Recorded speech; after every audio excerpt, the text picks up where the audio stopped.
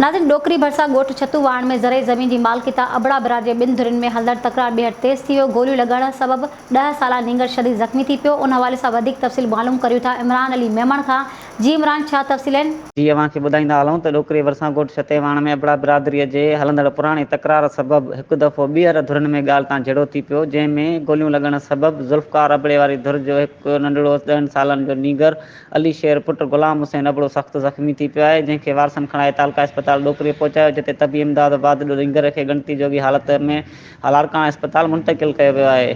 होॾां ॻोठाणनि जो इतला ते हद जी डोकरी पुलिस झेड़े वारे हंधि पहुची बरफ़ झेड़े ते ज़ाब्तो आणे छॾियो आहे, जॾहिं त हिन वक़्त ताईं नई का गिरफ़्तारी अमल में आई आहे, न ई को वाक़े जो केस दाख़िल थी सघियो आहे।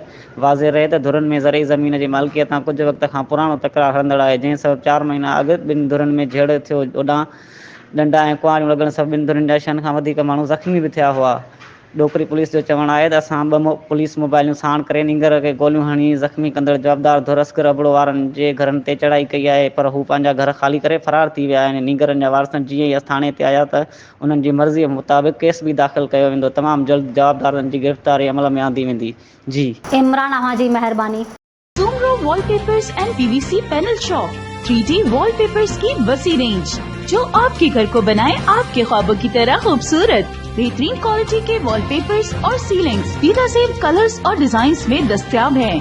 हैदराबाद, लतीफाबाद, कासमाबाद, जामशोरो, मीरपुर खास के साथ सिंध के मुख्तलिफ शहरों में सर्विस मौजूद है।